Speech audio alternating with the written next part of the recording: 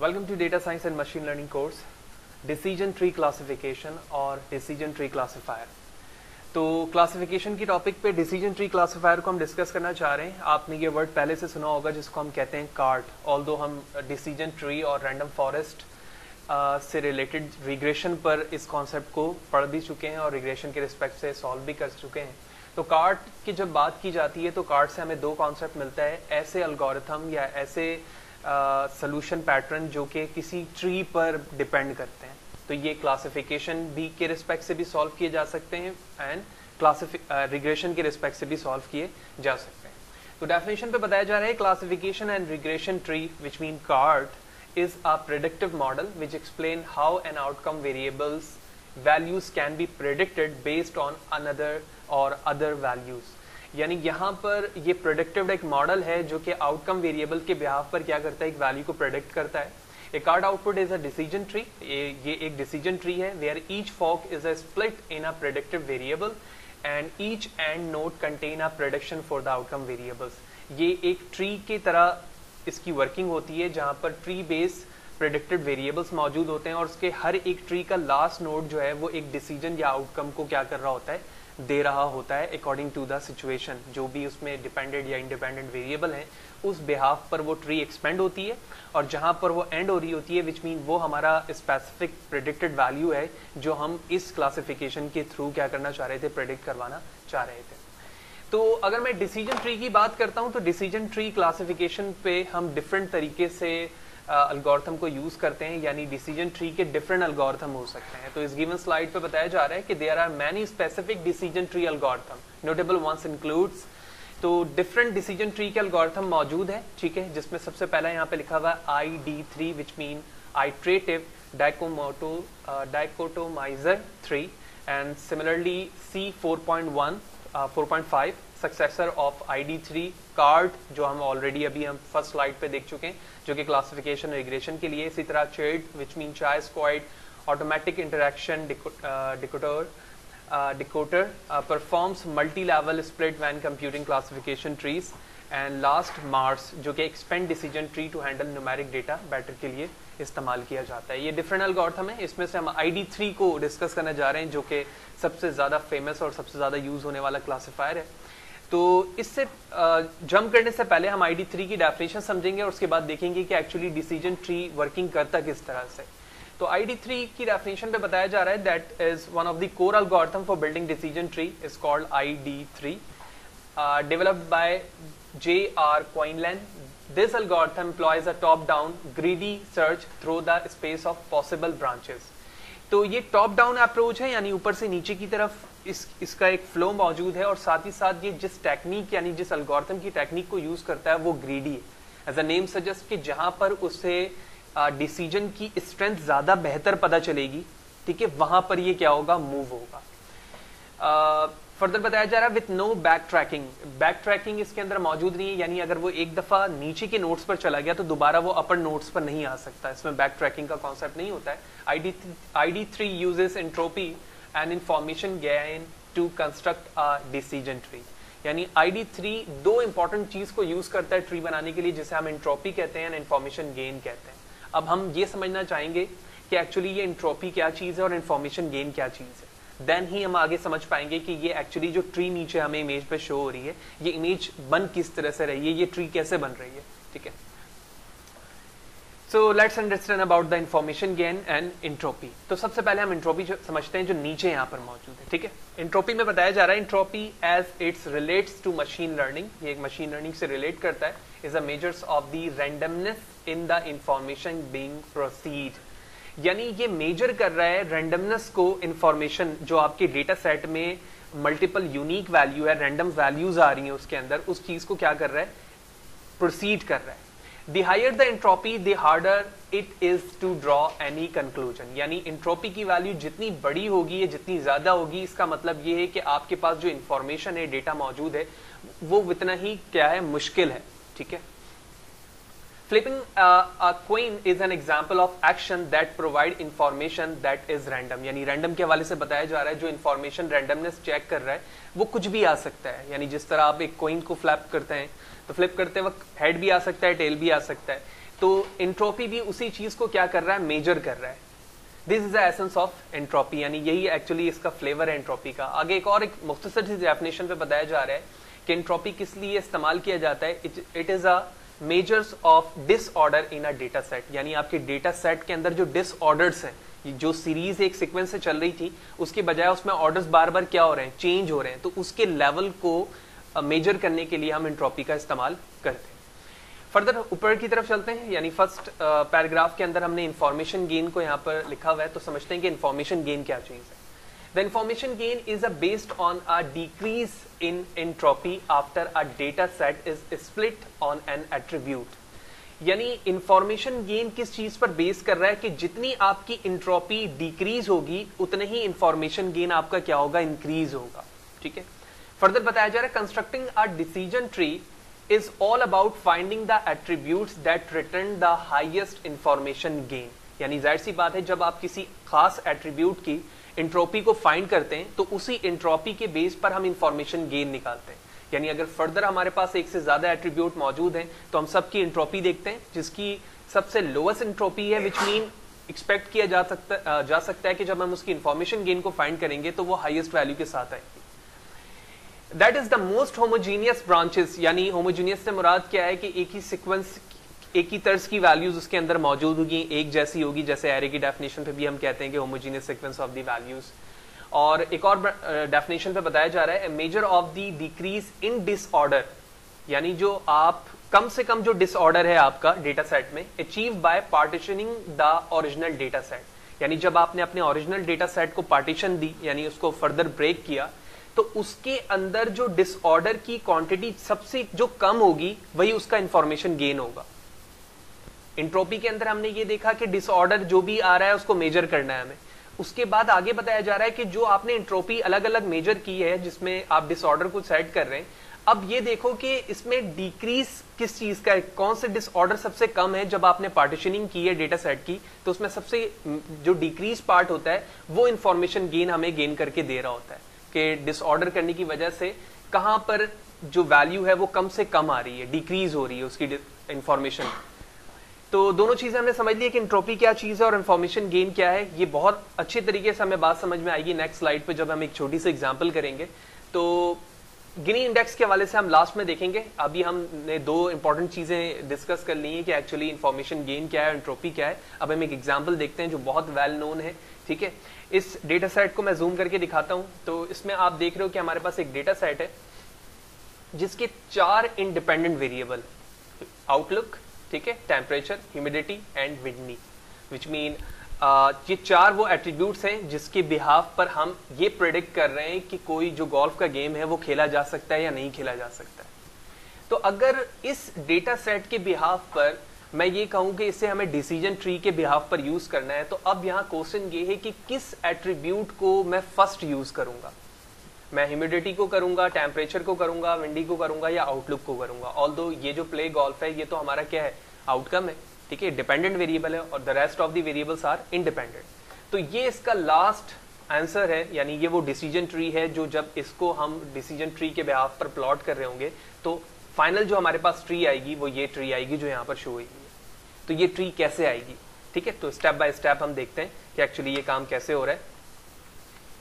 Okay, सबसे पहले जो स्टेप हमें परफॉर्म करना है वो एंट्रोपी को फाइंड करना है। एंट्रोपी किसके, ये ओवरऑल जो हमारे पास डेटा सेट है इसकी एंट्रोपी मालूम करनी है। इसकी एंट्रोपी मालूम करने के लिए हमें बेस्ट जो स्केल है या बेस्ट तरीका है वो ये है कि जो हमारे पास डिपेंडेंट वेरिएबल है इसके रिस्पेक्ट से हम क्या मालूम करेंगे, इसकी एंट्रोपी मालूम करेंगे। तो ओवरऑल डेटा सेट अगर हम काउंट करें तो ऑलमोस्ट ये 14 है। इस 14 में, यानी प्ले गोल्फ की मैं बात कर रहा हूं, इसमें से जो नंबर ऑफ क्वांटिटी 9 की है 1 2 3 4 एंड 5, ठीक है, 5 क्वांटिटी हमारे पास किसकी है, 9 की है। और अगर मैं यस की बात करूं 1 2 3 4 5 6 7 8 एंड 9 हमारे पास यस है। तो जब मैं इस प्ले गोल्फ वाले एट्रीब्यूट को ओवरऑल प्रेडिक्टर्स के रिस्पेक्ट से एंट्रोपी के रिस्पेक्ट पे लेके जाऊंगा तो यहां पर हमारा इस तरह से फॉर्मूला जनरेट हो जाएगा जो कि एंट्रोपी का है। तो अगर फर्स्ट आप फॉर्मूले को देखें यहां पर तो ये काफी कॉम्प्लेक्स मालूम हो रहा है कि एक्चुअली यहां पर हो क्या रहा है, समेशन ऑफ पी, ठीक है, multiply by log 2 of P I, ठीक है। यहां पर एंट्रोपी की वैल्यू माइनस के साथ इसलिए लिखी जाती है क्योंकि जब आप log 2 की वैल्यू निकाल रहे होते हैं तो वहां पर वो वैल्यू माइनस में आती है, तो खुद ब खुद माइनस माइनस ये वैल्यू प्लस में कन्वर्ट हो जाता है क्योंकि एंट्रोपी को हमें पॉजिटिव में ही रखना होता है। इस फॉर्मूले को जो कि टॉप पर यहां पर लिखा हुआ है, इसको मैंने बिल्कुल सिंप्लीफाई कर दिया इस फॉर्म से जो नीचे यहां लिखा हुआ है। तो minus P divide by P plus 5, यहां पर p किसको इंडिकेट कर रहा है? नंबर ऑफ यस को, और n डिपेंड कर रहा है किस पे? नंबर ऑफ नो पर। तो जहां जहां p की वैल्यू थी मल्टीप्लाई किया मैंने p divide by p plus n पर, फिर इसी तरह माइनस के साइन के साथ n divide by p plus n log n divide by p plus n। तो ये ओवरऑल फॉर्मूला है। जहां जहां p थी वहां पर मैंने वैल्यूज 9 फिट किया, जहां जहां पर n मौजूद था वहां पर वैल्यू हमने 5 ऐड किया, और जब ओवरऑल फॉर्मूले को हमने सॉल्व किया तो वो 0.94 जो कि यहाँ पर शॉर्टली लिखा हुआ है इस तरह से फॉर्म हुआ। एक और इंपॉर्टेंट बात कि जब आप एक सिंपल कैलकुलेटर से log 2 बेस वैल्यू फाइंड कर रहे होते हैं तो वहां पर ऐसा कोई ऑप्शन मौजूद नहीं होता कि आप डायरेक्टली कर लें, क्योंकि डिफॉल्ट तौर पर log 10 वैल्यूज हमारे कैलकुलेटर में मौजूद है। तो उसका एक तरीका ये है कि जो भी वैल्यूज हैं यहाँ पर log की वो आप फाइंड करेंगे और उसके बाद डिवाइड कर देंगे उसे log of 2 से, यानी x की वैल्यू log of 2, बेस की मैं बात नहीं कर रहा हूं, log जो भी लिखा हुआ है वो, और उसके बाद 2 की जो भी वैल्यू आ रही होगी उससे आप उसे डिवाइड कर देंगे, तो जो भी यहां पर आउटकम आएगा वो log 2 बेस आएगा।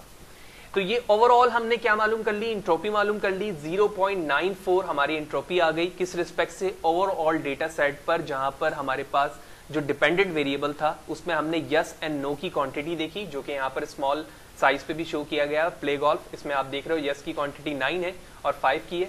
यही वजह है कि इसको जब हमने कैलकुलेट किया तो 0.94 इसका आंसर आया। उसको हमने सिंप्लीफाई तरीके से फॉर्मूला मैंने नीचे भी शो किया हुआ है, उसके बिहाफ पर आप बेहतर तरीके से जब इसे कैलकुलेटर से करेंगे तो आप ये वैल्यू फाइंड कर सकते हैं।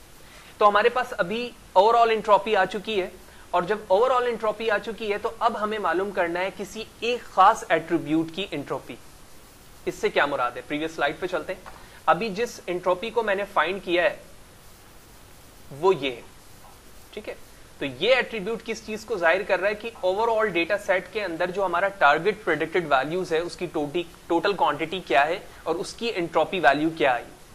लेकिन जो हमारा ग्राफ प्लॉट होगा या जो ट्री बनेगी डिसीजन ट्री, वो इस प्रेडिक्टेड वैल्यूज यानी इंडिपेंडेंट वेरिएबल्स के जरिए से बनेगी। तो इंडिपेंडेंट वेरिएबल्स में अब जिसकी मैं एंट्रोपी मालूम करना चाह रहा हूं वो क्या है? आउटलुक है। आउटलुक के अंदर कितने वेरिएबल्स हैं जो कि यूनिक है, ठीक है।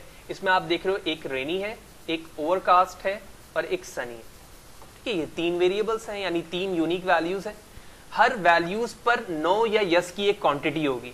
यानी अगर मैं रेनी की बात करूं तो रेनी में कितने ऐसी रॉज हैं जहां पर वैल्यू नो लिखी हुई है। तो रेनी रेनी ये 2 हो गए 9 के, फिर इसी तरह रेनी एक ये 9 का हो गया और इसके अलावा नहीं है। इसी तरह रेनी में अब यस की क्वांटिटी में ऐड काउंट करूंगा कि यस कितने हैं, ऑल्दो ये तमाम चीजें मैंने यहां पर ऑलरेडी शो की हुई हैं। तो अगर आप इस स्लाइड पर इस इमेज को देखो तो हमने सनी, ओवरकास्ट एंड रेनी तीनों को काउंट कर लिया है। यहाँ पर इनकी क्वांटिटी यस में कितनी है और नो में कितनी है। फिर इसी तरह ओवरकास्ट में क्वांटिटी यस की कितनी है, नो की कितनी है। फिर इसी तरह रेनी में यस की कितनी क्वांटिटी है और नो में कितनी क्वांटिटी है। इन तीनों की क्वांटिटी मालूम कर ली।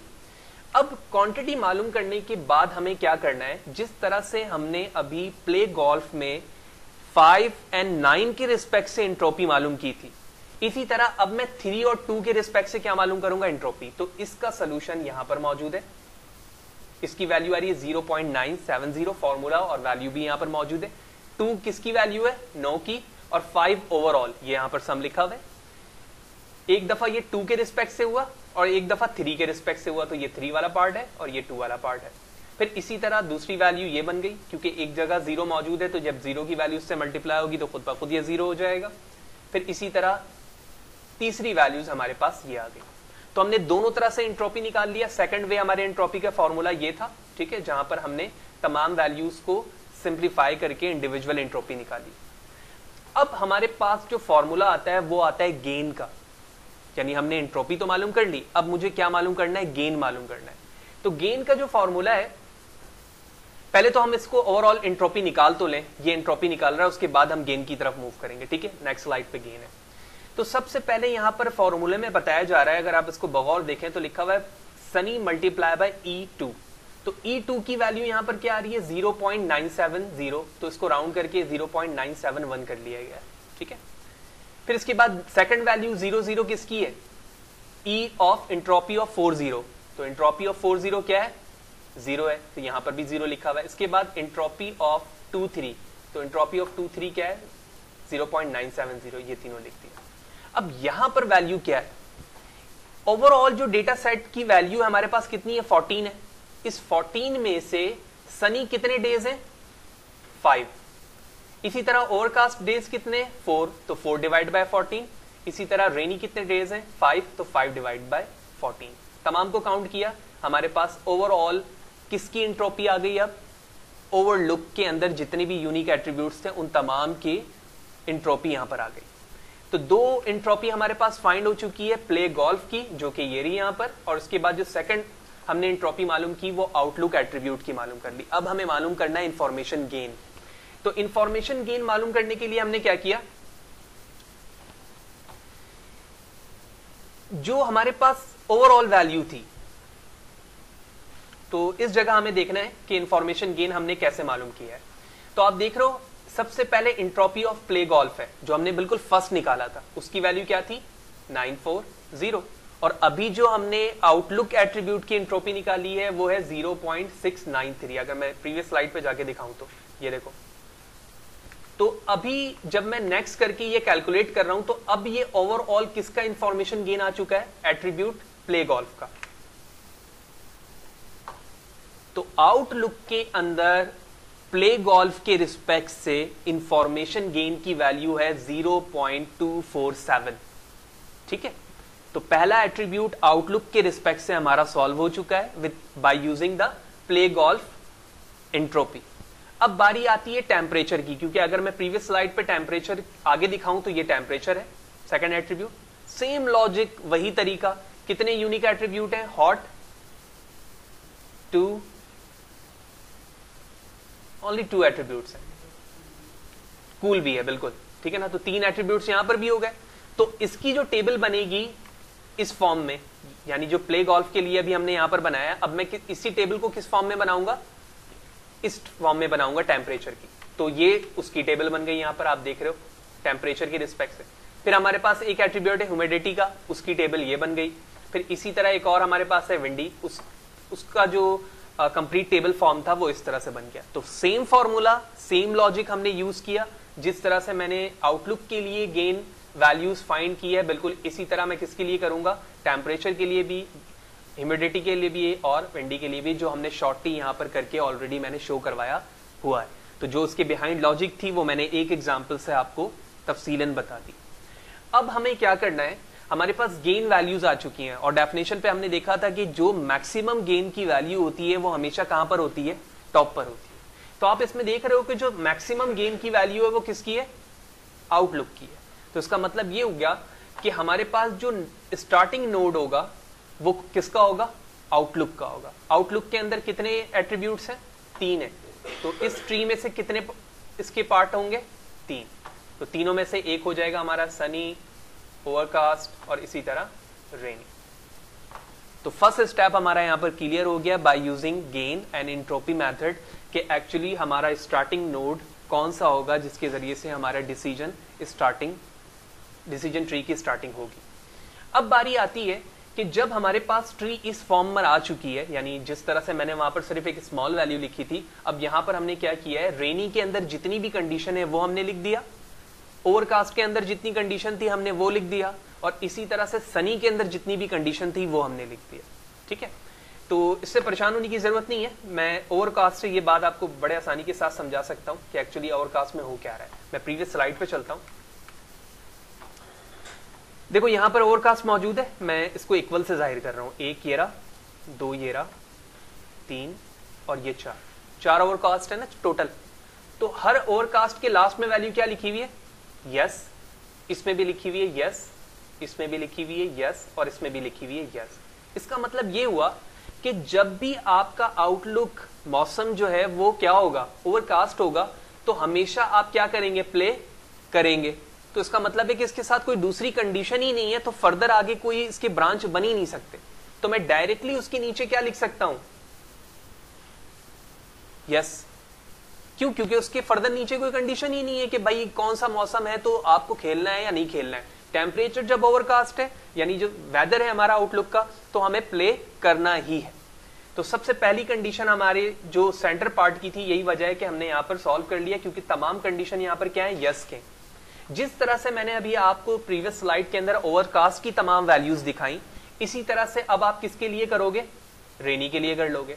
तो रेनी में कितनी वैल्यूज हैं ओवरऑल, 5 में से आप देख रहे हो 3 टाइम आप नहीं खेलोगे, लेकिन 2 टाइम आप खेलोगे। तो उसकी कुछ यहाँ पर कंडीशन लिखी हुई है कि रेनी हो, हॉट हो, हाई टेम्परेचर हो और विंडी फॉल्स हो तो आप नहीं खेलेंगे। ठीक है, अभी हम आगे जाएंगे तो बात समझ में आएगी। इसी तरह वही लुक किस पे मौजूद है, सनी पे भी मौजूद है। यहाँ पर 3 टाइम आप क्या कर सकते हो, खेल सकते हो, और 2 टाइम आप यहाँ पर नहीं खेलेंगे। तो जब इसके रिस्पेक्ट से आपका ग्राफ फर्दर प्लॉट होगा तो वो इस तरह से हो जाएगा, क्योंकि अभी तो आपने सिर्फ नॉर्मल के लिए कहा है, यानी ओवरकास्ट पे आप प्ले कर ही रहे हैं। ठीक है, अब ये जो हमारे पास डायग्राम है वो उसी की है जो अभी मैंने प्रीवियस स्लाइड पे ओवरकास्ट की काउंट करके दिखाई थी कि उसमें 5 मौजूद है और 5 के 5 क्या है, यस है। तो डायरेक्टली क्या हुआ ग्राफ में, इस चार्ट पे आप देख रहे हो कि हम डायरेक्टली कहां जंप कर गए, यस पे। आगे इसके कोई भी फर्दर लीव्स नहीं होंगी, क्योंकि मैं डायरेक्टली कहां जंप कर चुका हूं, डिसीजन पर। लेकिन 2 अभी भी हमारे पास आउटलुक बाकी हैं, एक है सनी और एक है रेनी। तो अब हम सॉल्व करेंगे सनी के लिए। देखो, जो एट्रीब्यूट्स हमारे पास बाकी हैं आउटलुक के बाद, वो है एक टेम्परेचर, एक है ह्यूमिडिटी और एक है विंडी। ठीक है ना, ये 3 एट्रीब्यूट्स हैं हमारे पास। अब इन तीनों एट्रीब्यूट्स से हमें क्या चाहिए, इंफॉर्मेशन गेन चाहिए। जिसकी सबसे ज्यादा इंफॉर्मेशन गेन होगी हम उसे क्या करेंगे, दूसरा बना देंगे। तो इस स्लाइड के अंदर मैंने क्या किया, विंड और टेम्परेचर इन दोनों के दरमियान क्या मालूम किया, एंट्रोपी और information gain. Same logic, same behaviour जो प्रीवियसली मैं अभी करके दिखाया मैंने। तो इसमें जो इंफॉर्मेशन गेन विंड के रिस्पेक्ट से आई है वो 0.97 आई है और टेम्परेचर के रिस्पेक्ट से आई है 0.19। तो मैं कह सकता हूं कि जब आपका मौसम सनी होगा तो आप कहां जंप करोगे, विंड, यानी विंडी पार्ट पे। तो यही वजह है कि नेक्स्ट पार्ट पे हम कहां चले गए, विंड पे चले गए। विंड के अंदर कितने एट्रीब्यूट्स हैं, 2, ट्रू या फिर फॉल्स। आप इसको चेक करो, जब फॉल्स हो रहा है हमारा तो हमारे पास ऑप्शन क्या है, प्ले, और जब ये ट्रू हो रहा है तो हमारे पास कंडीशन क्या है, फॉल्स की, यानी हम नहीं खेल सकते। तो विंडी पे मैंने 2 ऑपरेशन बनाए, ट्रू एंड फॉल्स। जब भी हमारे पास विंडी ट्रू है तो हम नहीं खेल सकते, और जब ये फॉल्स है तो हम खेल सकते हैं। तो इसका मतलब ये हुआ कि हमारे पास ये 2 पार्ट अब क्या हो चुके हैं, सॉल्व हो चुके हैं with respect to decision tree behind theory. जिस तरह से मैंने यहां पर विंडी एंड टेम्परेचर के दरमियान एंट्रोपी एंड इंफॉर्मेशन गेन को इस्तेमाल किया है, अब क्या बाकी रह गया हमारे पास, ओनली ह्यूमिडिटी बाकी रह गया ना, क्योंकि ह्यूमिडिटी को मैंने अभी यूज नहीं किया, अभी तो हमने सिर्फ और सिर्फ इन दोनों के दरमियान देखा इंफॉर्मेशन गेन। तो एक चीज लास्ट में बच गई, ह्यूमिडिटी। तो फर्दर कोई ऑप्शन ही मौजूद नहीं है, तो रेनी पे खुद ब खुद कौन सी वैल्यू आ जाएगी, ह्यूमिडिटी की। तो नेक्स्ट ग्राफ जो हमारा प्लॉट होगा वो ह्यूमिडिटी के रिस्पेक्ट से हो जाएगा। और ह्यूमिडिटी पे आप देख रहे हो 2 कंडीशन है, हाई एंड नॉर्मल। तो नॉर्मल के अंदर हमारे पास क्या है, 2 दफा यस है लेकिन 1 दफा नो है। ठीक है ना, तो अब हमारी जो कंडीशन बनेगी वो क्या बनेगी, देखो, ह्यूमिडिटी पे जब भी हाई है तो हम प्ले करेंगे, ह्यूमिडिटी जब भी नॉर्मल है तो हम क्या करेंगे, उसे यस करेंगे। ठीक है, क्योंकि जाहिर सी बात है कुछ ना कुछ एक्यूरेसी तो हमारी डिस्टर्ब होगी जब हम डिसीजन ट्री बेस्ड काम कर रहे होंगे। तो ओवरऑल जो भी फेनोमेना था बिहाइंड डिसीजन ट्री के, वो इन 2 चीजों पर बेस करता है, कि इन 2 चीजों पर, एंट्रोपी एंड इंफॉर्मेशन गेन पर, कि एक्चुअली इसके जरिए से हम अपने इंडिपेंडेंट जो एट्रीब्यूट्स है हमारे, उसकी स्ट्रेंथ देख रहे हैं। ठीक है, कि कौन सी ऐसे एट्रीब्यूट है जिस स्ट्रेंथ वाइज ज्यादा इंपॉर्टेंट रखती है, उसके इंफॉर्मेशन गेन ज्यादा है, एंट्रोपी कम है, उसके रिस्पेक्ट से हमने उसको हायर प्रायोरिटी दी। ठीक है, स्टार्टिंग नोट पर, एंड कॉरेस्पॉन्डिंग इसी रिस्पेक्ट से तमाम नोट्स नीचे चलते रहे। तो ओवरऑल इस थ्योरी के अंदर हमने इंपॉर्टेंट चीज डिस्कस किया कि एक्चुअली डिसीजन ट्री क्या है, किस तरह से वर्क करता है, उसके बिहाइंड क्या थ्योरी है, कितने तरह के डिसीजन ट्री मौजूद हैं, ID3 की डेफिनेशन देखी और उसके कॉरेस्पॉन्डिंग किस तरह से वर्क होता है वो हमने देखा। अब हम इसी के पार्ट 2 सेशन के अंदर देखेंगे कि इसी ID3 यानी इस डिसीजन ट्री को हम किस तरह से एज अ क्लासिफायर जो हम प्रीवियसली डेटा सेट पर करते आ रहे हैं उस पर हम इम्प्लीमेंट कर सकते हैं।